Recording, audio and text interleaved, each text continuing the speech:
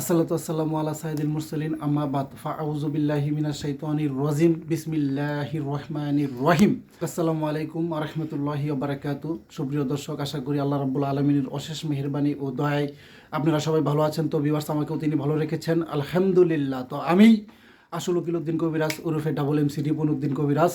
তো যাই হোক ভিউয়ার্স, আপনারা আমার চ্যানেল দেখতেছেন, আমার ভিডিও শিখতেছেন, আমার কাজবাজ শিখতেছেন, আমার তন্ত্রমন্ত্র ব্যবহার করতেছেন, দোয়া কালাম ব্যবহার করতেছেন, কুফরি কালাম ব্যবহার করতেছেন, কালা জাদু ব্যবহার করতেছেন, কোনো সমস্যা নাই। কিন্তু অনেকে ভিডিও চুরি করে ব্যবসা করতেছেন, অনেকে আমার কাজবাজ দেখায়া টাকা পয়সা নিতেছেন, কিন্তু কাজবাজ করতেছেন না। এটা কিন্তু ঠিক না। কাজবাজ করার জন্য যেহেতু টাকা পয়সা নিচ্ছেন, আমি যেমনি করি মিয়া অমনি করলেই তো হয়। মানুষের কাছ থেকে টাকা পয়সা নিয়ে ধোকাবাজি করার কোনো প্রয়োজন আছে? কোনো প্রয়োজন নাই। আমার নাম বেচা যেহেতু খাইতেছেন, আমার আসন বেচা যেহেতু খাইতেছেন, আমার বুলি বেচা যেহেতু খাইতেছেন, আমার তন্ত্রমন্ত্র বেচা যেহেতু খাইতেছেন, সেহেতু আমি যেমনি কাজ করি অমনি কাজ করলেই তো হয়।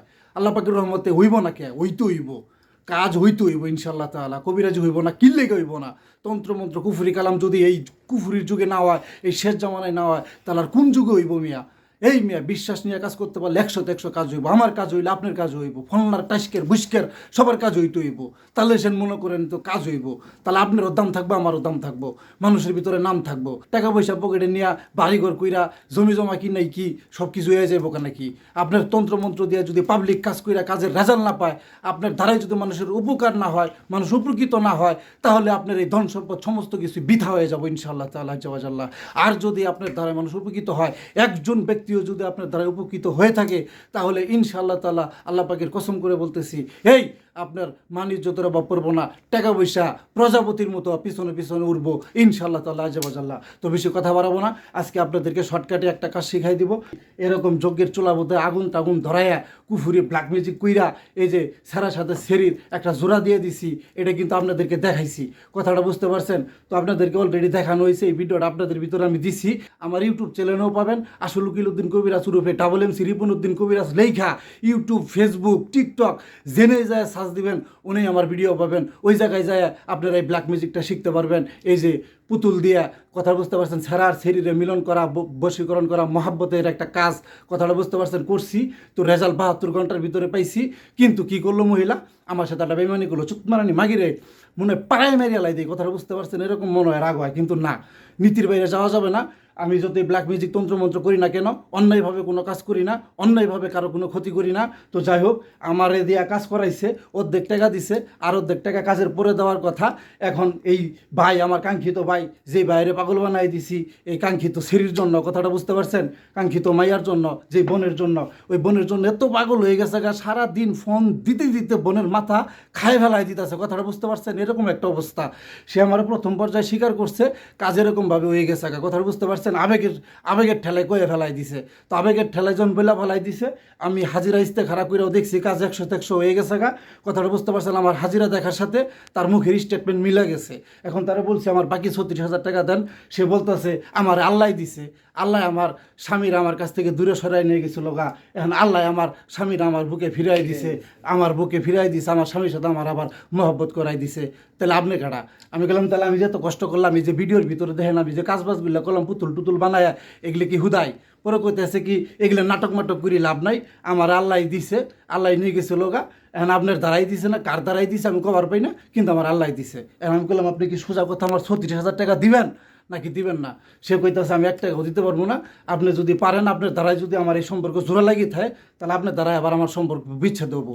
কথাটা বুঝতে পারছেন? তাহলে আমার বিচ্ছেদ করে আপনি দেখান, আমার স্বামীর আমার কাছ থেকে আবার কাইরি নিয়ে দেখান।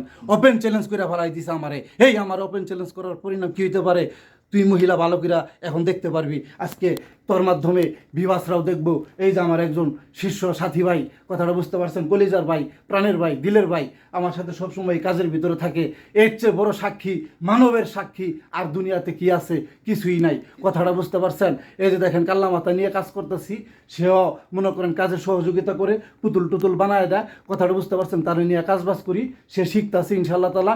এরকমভাবে তান্ত্রিক আর কবিরাজ আমি আমার ঘরের ভিতরে পয়দা করি, তৈরি করি। মিয়া ফাইজলামি করেন?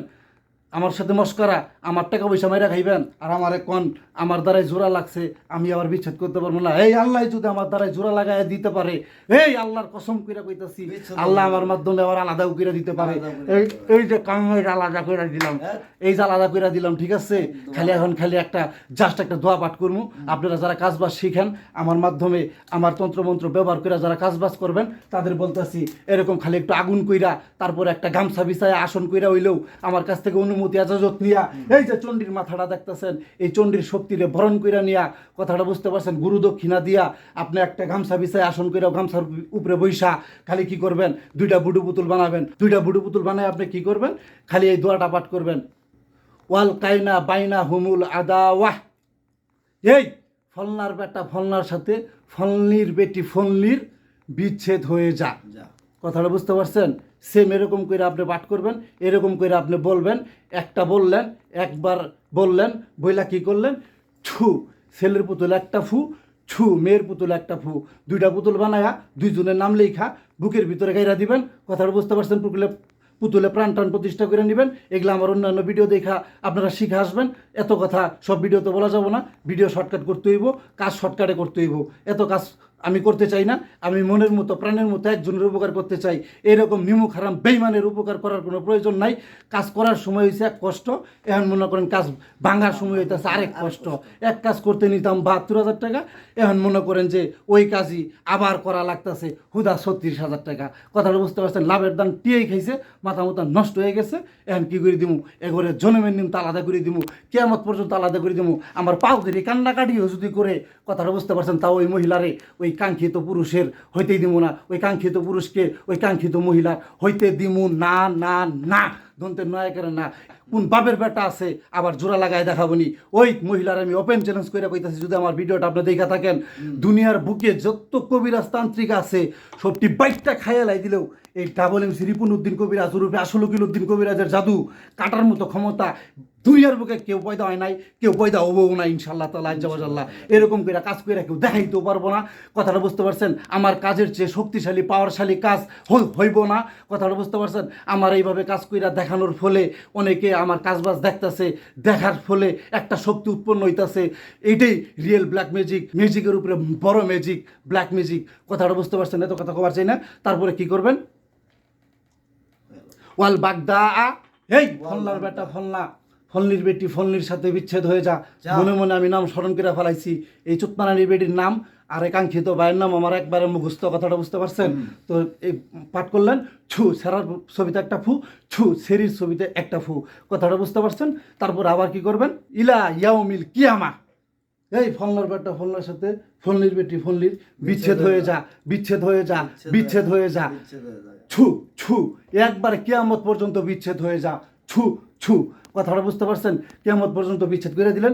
এইভাবে আরবি কালামটা পাঠ কইরা তারপরে বাংলাতে কিরা দোহাই দিয়া যেইভাবে আমি বললাম ঠিক ওইভাবেই বালপাকনামি করি, কিছু বেশিও কোয়ান যাব না, বালপাকনামি করি কিছু কমও কোয়ান যাব না। যেইভাবে কইছে এইভাবে কইয়া তারপরে কাজ করলে আমার অনুমতি এজাজত নিয়া 100-100 কাজ হবো। এই যে পুতুল দিয়া দিলাম পুরা, তার ওই স্বামীর সাথে তার এখন আবার বিচ্ছেদ হওয়ার পরে যদি তার শিক্ষা হয়, কথাটা বুঝতে পারছেন? তৌবা কইরা যদি আমার হাত পাও ধরে যদি আমার কাছে মাপ নিতে পারে, তাহলে যদি দিলের ভিতরে মায়া মহব্বত আমার জন্মে, তাহলে মনে করেন আবার জোড়া লাগায় দেওয়ার সম্ভাবনা আছে, জোড়া লাগায় দিতে পারি।